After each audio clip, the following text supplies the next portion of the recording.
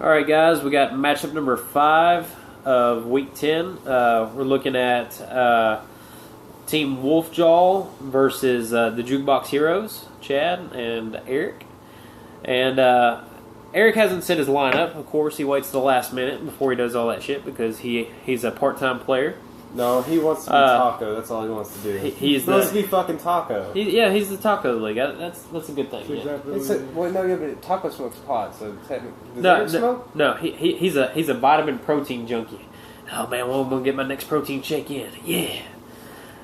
Anyways, that's dumb shit. Sniffing protein powder. Yeah, snorting it. It'll be good.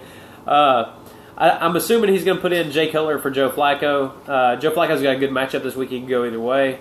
And Chad's going to play Andy Dalton against Cleveland. He's playing right now, and Andy Dalton has 0 points. Not off to a good start. I don't think it's getting much better. So, advantage for Eric. LaShawn McCoy and Isaiah Crowell, however he says his name. He's got 10.2 points, Crowell does right now. And that's more than you could have ever asked for. So much for the Terrence West and Ben Tate talk. It's a three-headed monster, and he got in there and got a touchdown. We'll see what McCoy does. He's been kind of up and down all year, but if he gets to the end zone against Carolina, who's been gashed by the run this year, I think he'll have a decent game. Le'Veon Bell playing against the Jets, and Jeremy Hill's playing tonight. Jeremy Hill, I was expecting to have a bigger game, but through the third quarter only has 3 points. The whole Bengals offense is struggling. But so actually with Crowell getting 10.1 points, I got to go advantage for Eric at the running back position despite Le'Veon Bell. The wide receiver spot, I think Eric's going to sub in Tate and Jeffrey along with Odell Beckham Jr. versus Emmanuel Sanders. And Chad has to pick up some wide receivers because LaFell and Hopkins are on bye.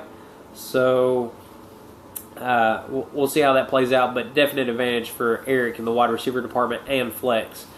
And then both of these guys playing double tight end. Actually, I want to stop at the flex. I said advantage flex, but Eric Eric won't play at tight end in the flex.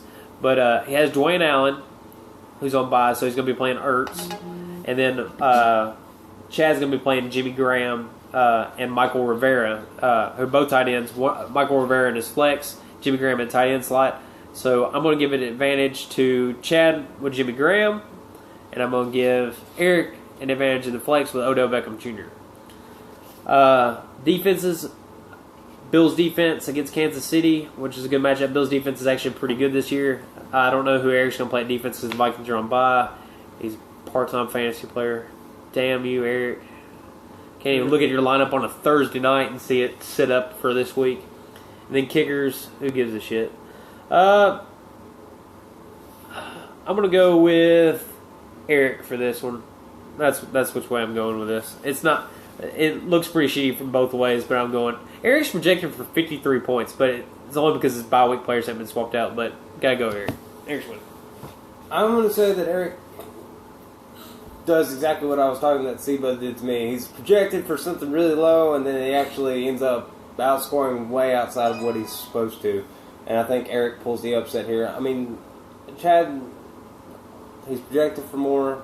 Looks like he could do it, but I mean, I don't know. I just think I have a gut feeling that Eric's going to pull a win this week. Picking Eric. Yeah, I like Eric's team this week, and I don't want Chad to win. All right, Chad's dropping to 5-5, and Eric's moving on to 6-4.